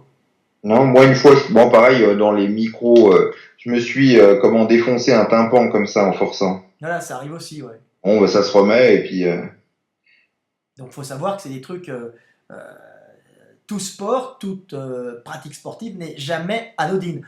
Il n'y a que la méthode Lafay qui, elle, ne génère normalement absolument aucune pathologie d'après son créateur. Hein, c'est ça. Ça doit être ça. Mais enfin, pour reprendre un peu notre méthode, dans la méthode qui soi-disant n'est pas une méthode, dans la méthode de Lavier 2 et 1 et 2, tous les exercices, on les explique d'une façon, quels sont les avantages et quels sont les inconvénients. Et donc, il faut mieux, les inconvénients, c'est souvent les blessures hein, des exercices. Donc, chaque fois qu'on fait un mouvement, il faut, en fonction de sa morphologie, en fonction de ses retards musculaires, etc., il faut faire, en fait, on pèse le pour et le contre, quels sont les avantages, quels sont les inconvénients. Je vais essayer de montrer la méthode de Lavier pour les gens qui ne la connaissent pas. Hein. Ah oui. Voilà. Attends, on va la trouver parce que c'est. Et bon, c'est une méthode d'analyse de tous les mouvements. Alors, il n'y a pas que ça. Hein. Voilà. Hein. Mais c'est une méthode d'analyse Voilà, la méthode de Lavier 2, hein, voilà. Si vous nous l'achetez, on peut aller se prendre chacun un café, c'est ça, hein, avec les droits d'auteur un peu, ouais, ou mieux. Voilà, c'est-à-dire vous nous achetez ça, vous achetez ça et puis ça. Moi, je vais pouvoir prendre un café et inviter une fille à prendre un café. Voilà. Et tu pourras mettre du sucre dans ton café. Sinon, tu es obligé de le prendre Voilà. sans sucre. Méthode de Lavier 2, hein. Alors on explique tout, vous voyez, c'est un sacré pavé, hein. Donc c'est, alors il y a entre autres des méthodes d'analyse justement de tous les exercices. Et un truc qu'on me reproche beaucoup, c'est de me moquer du CrossFit. Bon, moi j'en ai rien à foutre que les gens font du CrossFit, mais quand je passe à cette analyse, les mouvements de CrossFit, je m'aperçois qu'ils ont très peu de bénéfices et qu'ils sont extrêmement dangereux. Et ils sont d'autant plus dangereux qu'on les cumule les uns. Voilà. On dirait que le mec a fait exprès de choisir les mouvements les plus dangereux que tu puisses trouver dans... Le CrossFit, c'est une activité ludique très sympathique qui travaille le corps d'une façon complète. Le seul problème du CrossFit... c'est qu'il y a un gros problème. Qui est un gros problème, mais non, mais c'est très agréable à pratiquer. C'est que ce sont des mouvements très techniques, relativement dangereux, comme les... Très dangereux, même si tu maîtrises bien la technique, ils sont de toute manière très dangereux. C'est une mouvement d'haltérophilie, souvent. Mais même pas les tractions, tout, même la course. Regarde les tractions. Les tractions, au lieu de les faire de la façon la plus saine possible, ils la font la façon la plus dangereuse possible. Alors, le problème, les mouvements d'haltérophilie, ils prennent pas forcément hyper lourd. Le problème, c'est qu'ils veulent battre le mec qui est à côté en répétition. Plus on fait des répétitions sur un mouvement technique, plus on risque d'avoir un mouvement technique dégradé, d'avoir une mauvaise position et de se blesser. Alors qu'en haltérophilie, c'est très dangereux. Bah oui, vous prenez 150 kg, 200 kg qui tombent sur la tête, ça peut être mortel. Mais comme il y a une seule tentative, il y a une concentration extrême. Donc la concentration va se perdre sur le nombre de répétitions et vous risquez la blessure. Et c'est pour ça que le CrossFit, c'est l'antichambre de l'hôpital. Hein. Bah non, c'est faut regarder, moi je l'avais mis sur mon Facebook, qui sponsorise les concours de CrossFit, et puis t'auras compris. Vas-y, explique. Bah non, mais c'était les médecins, les cliniques de rééducation, enfin ce qu'on appelle rééducation entre guillemets, le chirurgien, le kiné, l'ostéopathe, etc. C'est eux qui beaucoup, qui m'étonnent, l'aubaine. Voilà. Tiens, moi, après les gens qui veulent en faire, moi j'ai rien contre dans l'absolu, je suis pas contre. Moi si on me demande mon avis, je dis que faut mieux éviter. Mais chacun fait ce qu'il veut après. Mais les gens aiment ce sport, tu vas pas leur empêcher, c'est assez agréable. Et puis c'est. Oui, non, mais qu'ils viennent pas. Alors, s'il vous plaît, ne venez pas pleurer après sur mon Facebook. Mais c'est un sport complet quand même. C'est un sport. En me disant que j'ai mal et est-ce que dans 2 semaines, qu'est-ce qu'il faut que je fasse? Est-ce que dans 2 semaines ça ira mieux? Mon médecin il a. Alors tiens, le truc sur les méthodes Lafay on avait parlé, on avait dit qu'il y avait le syndrome. Le syndrome Doll. Le syndrome Doll, c'est tout simplement au niveau des cartilages sternaux. Alors, est-ce que j'ai le bouquin? Je dois avoir le. C'est celui sur les bras. C'est sur les tractions, non? Non, c'est sur le bras. Soit les bras, soit apprendre l'anatomie fonctionnelle. Mais je l'ai mis aussi on l'a mis aussi dans le livre des tractions. Je le cherche. Il y a de ces bordels. Voilà. D'accord. C'est le livre des tractions, on en parle. Donc, le guide des tractions, les pathologies. On va vous montrer ça. C'est assez marrant. On va vous montrer Je crois qu'il est dans le livre des tractions. Je suis pas sûr, je sais qu'il est dans le livre pour les bras. Donc il y a un problème de cartilage costal qui bouge. Hein. En fait, le sternum, c'est une articulation réellement, mais elle n'est pas faite pour bouger. Voilà, alors on peut avoir des problèmes très gênants.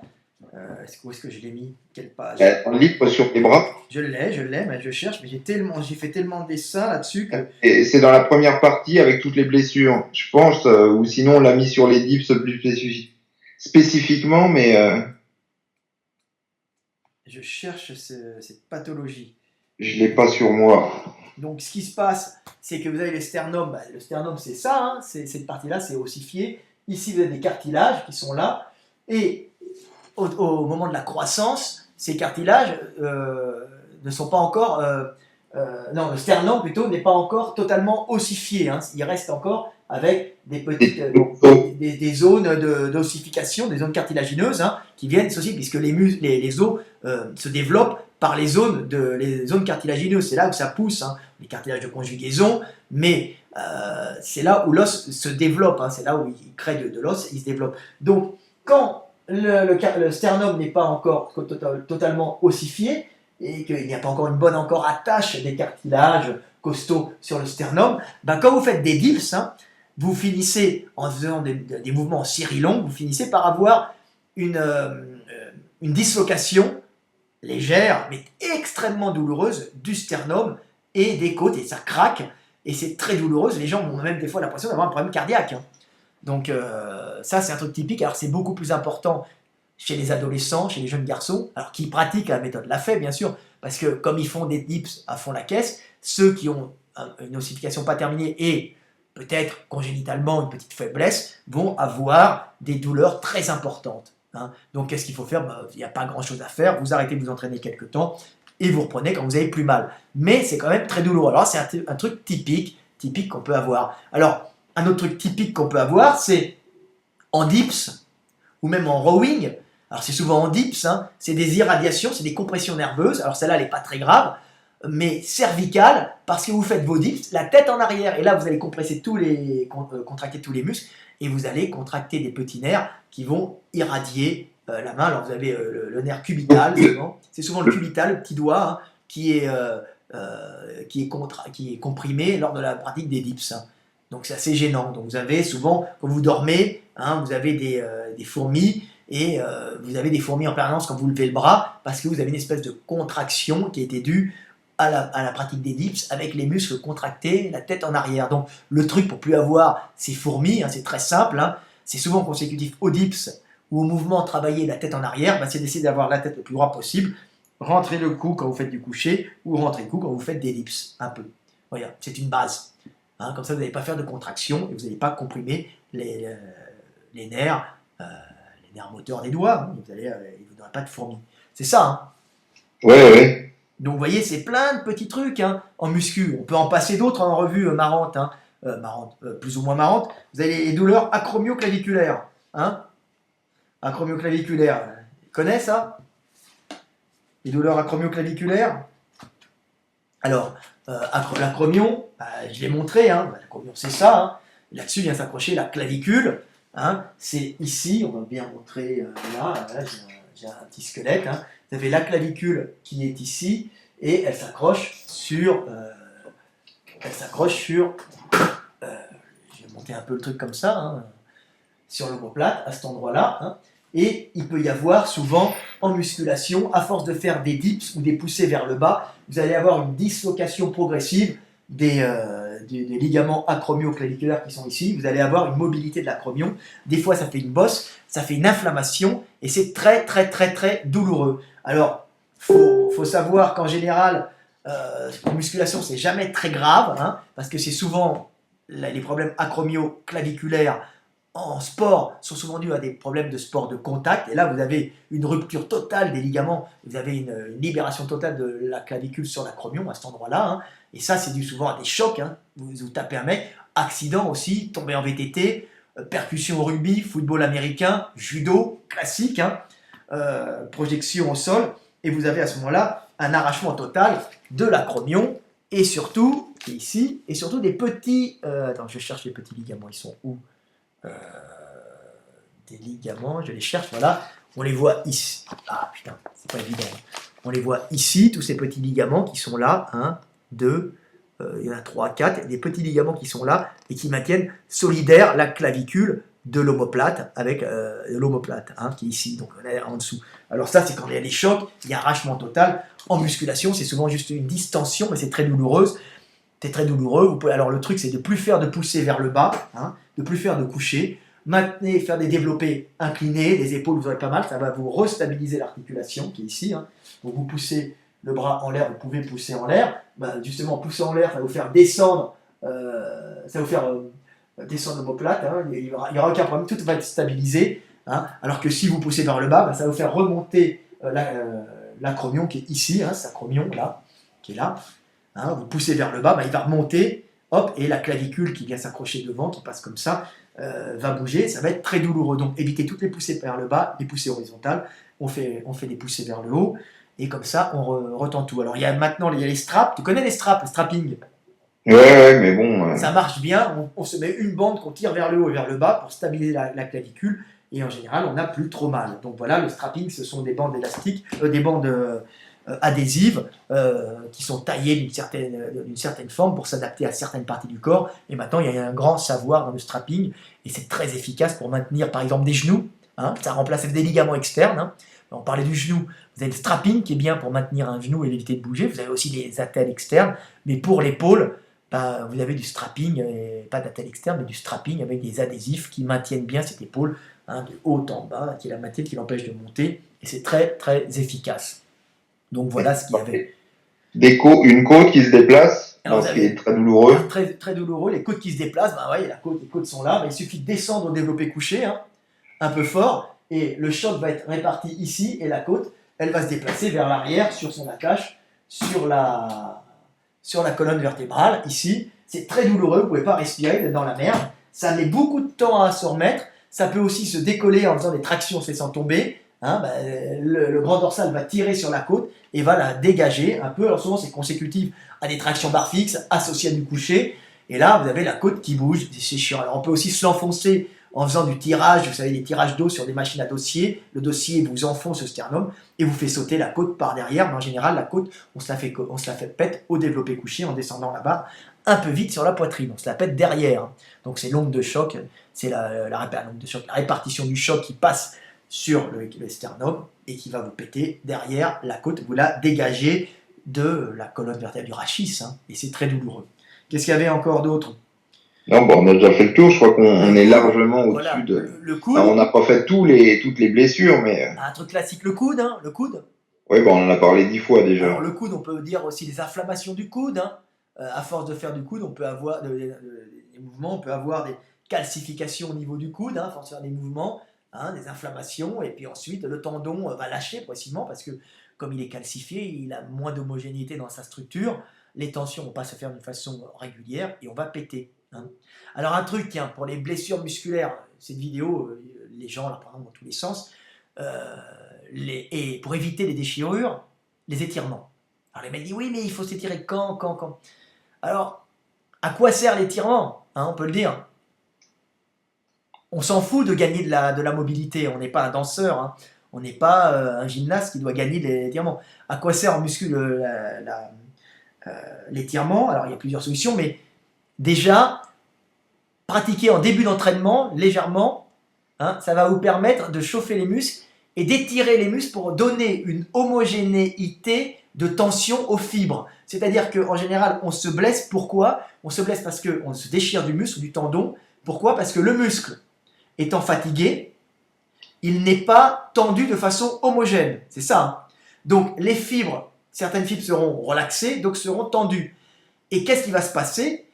Au moment où vous allez mettre la gomme étirée, la tension, au lieu de se faire sur l'ensemble des fibres, va se faire que sur la moitié des fibres. Et c'est les fibres tendues qui vont lâcher parce qu'il n'y aura pas une répartition égale de la tension sur tout le muscle. Donc, ce qu'il faut faire, c'est comme vous levez un poids avec 2 cordes. Chaque corde est faite pour lever 50 kg maximum. Vous avez un poids de 100 kg, vous tendez les 2 fibres, c'est bon. Une se détend, c'est celle qui a 100 kg qui est faite pour 50 qui va lâcher. C'est là, les cordes, elle va se déchirer. Donc, pareil pour les fibres musculaires. Donc, l'étirement a comme fonction, pas de gagner forcément de la souplesse, on n'est pas de ce type d'étirement muscu, mais d'homogénéiser la tension musculaire pour éviter de casser. C'est ça. Entre autres, il y a plein de. On peut aussi. Mais bon, je suis quand même assez contre les étirements. Alors à moins d'être souple comme un piquet, un peu comme toi. Voilà, oui, voilà. Non, pour les power, on fait de l'étirement pour égaliser les. Mais trop d'étirement, c'est très mauvais. Ça va donner trop on est assez vite dans trop d'étirements. Voilà, on est assez vite dans trop d'étirements pour la musculation. Il faut le savoir. Alors, très important, c'est d'étirer les ischios, comme en sprint. Pourquoi? On va gagner en plus de donner de l'homogénéité dans les tensions musculaires, on peut aussi donner un peu de souplesse au muscle, on va dire de souplesse qu'il gardera en étirant les fibres. C'est vrai que ça va marcher, mais c'est pas valable pour tous les muscles. C'est par contre valable pour les ischios qui sont souvent mis à l'épreuve. C'est des muscles très. Alors, c'est plus pour étirer, je pense, le fascia des muscles, et pour étirer ces fascias. Qu'est-ce que t'en penses? Je sais pas, non mais je te dis, ça dépend vraiment de la souplesse de la personne. Parce que C'est pour ça que j'aime pas les règles générales. Étirez-vous, ne vous étirez pas. en football américain, il s'était aperçu par exemple qu'il limitait énormément les déchirures aux ischio-jambiers en pratiquant du soulevé de terre lourd, jambes tendues, du soulevé de terre, jambes tendues lourd et des good morning. Donc les ischios sont des muscles très particuliers, relativement fibreux, qui sont faits pour retenir lors des réceptions au sol à pleine vitesse, pour empêcher le buste de partir en avant. Donc ils accumulent des G. Hein. Donc c'est des muscles qui sont faits pour se contracter et en même temps empêcher, c'est des muscles qui se contractent en isométrie et empêcher le basculement du buste en avant et le roulé-boulé. Donc c'est des muscles qui doivent accumuler de sacrées quantités d'énergie à la réception. Donc pour les renforcer, hein, il faut travailler le good morning et le soulevé de terre jambes tendues. Et ça a permis d'éviter pas mal de blessures en football américain. Et alors par exemple, au soulevé de terre, la même chose en squat, pour éviter des déchirures aux ischios, hein, qui sont fréquentes, on penche trop le buste en avant, il est très important d'inclure ces deux exercices pour préserver les ischio-jambiers, qui sont des muscles qui retiennent le buste. Hein. Ça, c'est fondamental pour éviter certaines blessures récurrentes en musculation. Et un truc, quand vous déchirez un muscle, hein, le truc à faire, on va déchirer juste une déchirure musculaire, on ne parle pas d'un arrachement, hein, c'est de tout de suite recommencer par étirer ce muscle pour pouvoir étirer la cicatrice et pas faire une cicatrice trop courte. Comme ça, vous n'allez pas risquer à la reprise de l'entraînement, au premier étirement, de vous répéter votre cicatrice qui aura été recousue, si ce n'est pas de la couture, mais elle aura été, les fils de collagène se seront remis trop courtes et elle sera repétée avec un hématome. Donc, important lors d'une déchirure musculaire, pas forcément grave, petite, de bien étirer le muscle lors de la phase de reconsolidation du muscle. Hein, c'est ça. Hein. Ouais, enfin entre autres aussi pareil, c'est. Donc voilà. Alors sur d'ischio, très important, good morning, tout ça. On a parlé des hernies. Hernie, il faut jamais arrondir le dos, hein, c'est ça. Hein. Bah attends, tous les mecs qui font de la force, c'est ce que dit aussi Simons. Hein, de toute manière, tous les mecs qui font du soulevé de terre, des pierres et tout, ils arrondissent parce que c'est plus facile le mouvement. Il dit simplement que en échange, il faut avoir des muscles super développés pour compenser la mauvaise position du dos. Mais en général, faut jamais arrondir. De toute façon, comme ils sont très lourds, ils arrondiront obligatoirement. Ah oui, non mais attends, c'est bien beau de dire, moi tous les mecs que je vois, ils arrondissent à fond, donc. Mais il faut savoir qu'à la longue, tu le payes. Tu vois. Tu le payes aussi, hein, de toute façon. Donc, en général, pour éviter la hernie, on évite d'arrondir le bas du dos, hein, ce qui permet de ne pas mettre les... C'est-à-dire que si on arrondit le bas du dos, on va compresser l'avant du disque, hein, mettre de la pression à ce niveau-là, et à l'arrière, il va y avoir une compression de l'avant du disque, et une projection arrière du liquide qui peut dégrader l'anneau fibreux, et vous allez avoir à ce moment-là cette hernie, hein, la sortie, hein, comme ici, de liquide, de gelée qui va compresser les éléments nerveux. Donc, dès qu'on fait un squat, dès qu'on met le rachis en pression, il ne faut absolument pas arrondir le bas du dos. Le problème, c'est donc il faut en général préparer cet arrondissement en cambrant, puisqu'avec du poids lourd, vous allez de toute façon arrondir un peu. Donc, il vaut mieux hyper cambrer en lourd pour garder une position en fin de compte physiologique quand vous serez à la descente, puisque l'hypercambrure va obligatoirement être compensée par le poids. Donc ce qu'il faut faire, c'est déjà hypercambrer pour éviter la hernie. Malheureusement, quand la hernie est déjà avérée, si vous hypercambrez, vous allez casser peut-être un peu de structure qui était de protubérance arrière, qui va à ce moment-là être cassée, être encore plus projetée, et vous risquez des compressions encore plus graves. Donc sans hernie, on cambre. Quand il y a une hernie, on peut ni arrondir ni cambrer. Mais bon, il faut dire, les strongman et les mecs des power, en général, ils ont un gros bide et ça aide aussi. Voilà, alors c'est pour ça qu'ils mangent beaucoup, parce que le gros bide empêche d'arrondir. Hein. C'est un avantage. Moi qui faisais du power, à un certain niveau, en plus de 100, j'avais gagné beaucoup de facilité au squat, pas parce que j'avais pris de la force, tout simplement parce que j'avais pris un énorme ventre à force de manger, qui m'empêchait de tomber en avant, donc j'étais beaucoup plus puissant, j'étais comme en presse. Hein. Donc ça, il faut savoir qu'on prend une morphologie adaptée, grâce à la bouffe. C'est pas de la force qu'on prend, c'est simplement du ventre, mais ça aide à soulever lourd. Mais tous les moyens sont bons. C'est le mélange des genres encore, le culturo qui se prend pour un power ou le crossfitter qui se prend pour un power ou un haltéro. Voilà. Donc on voit des différences. Alors, on pourrait parler de quoi encore Je pense que c'est bon, là, plus d'une heure et demie. 1 heure et demie. Il faut pas que j'oublie certains trucs. Les positions de cou, on en a parlé. On va les mettre en arrière. On peut parler un peu des développés couchés, hein, comment faire pour éviter les blessures au coucher. Le mieux, c'est que tu continues tout seul, alors, parce que je commence à en avoir marre, j'ai envie de pisser. Bon, tout en très poli, mon collègue, donc rapidement, pour le développé couché, pour éviter de trop étirer les pecs, si vous n'êtes pas à power, qu'est-ce qu'on fait? On resserre un peu la position des mains, hein, comme ça, vous serez plus en serré, vous aurez plus les coudes fermés, et vous aurez moins les coudes ouverts, moins d'étirements en serré. Ça vous permettra de ne pas vous déchirer ou vous faites du demi-couché sur une barre si vous n'avez pas la morphologie pour. Voilà, c'est tout. Hein. Qu'est-ce qu'il n'y a rien d'autre à dire? Ah non, ça, lisez les méthodes d'analyse de la méthode de Lavier 1 et 2 sur les mouvements par rapport à votre anatomie, votre morphologie et vos objectifs. Voilà, guide de musculation des bras, guide des mouvements de musculation, méthode de Lavier 2 et méthode de Lavier 1. Le livre des tractions, on a beaucoup de nouvelles pathologies, alors plus spécifiques pour les tractions. Voilà, donc là vous aurez le tout pour être paré et essayer de vous entraîner et de vieillir correctement en musculation, hein, c'est ça. Oui, et une des grosses différences entre la méthode de Lavier et le livre sur les bras, pareil, il y a beaucoup plus de pathologies, beaucoup plus développées dans le livre sur les bras. Des pathologies pour les bras, bien sûr. Hein, parce que ouais. Enfin, on a un peu parce que je me souviens que j'avais mis justement celle du sternum, qui a pas forcément à voir avec le livre, mais comme on voulait en parler, on en a profité de ce livre pour en parler. Donc voilà, vous voyez, c'est intéressant. Bon, un dernier truc, luxation avant de la clavicule. Un gars m'a appelé, bah oui, mais il faut savoir, c'est le même système, ne poussez plus vers le bas, c'est tout. Mais il faut savoir que la luxation avant de la clavicule, si moi je l'ai eu en powerlifting, hein, une fois, c'est beaucoup plus dangereux que la luxation externe. Pourquoi? Ça fait un œuf de pigeon à cet endroit-là, parce que l'os peut progressivement bouger et venir compresser les petites artères qui se trouvent ici, ce qui est particulièrement dangereux. Voilà, à savoir. Hein. Voilà, on a à peu près parlé de tout. Non, on n'a pas parlé de tout, mais... On a parlé de beaucoup de choses, on en a bien débroussaillé, on va dire. Hein. Donc, non, et ça peut... Qu'est-ce qu'on pourrait... si... Non, mais on pourrait parler de tout ce qui touche le poignet, les mecs... Non, mais attends, stop. On arrête, hein. Voilà. Allez, à bientôt. Salut, Michael. Bon, je coupe. Hein. Ouais, attends, je vais pisser, moi. Bon.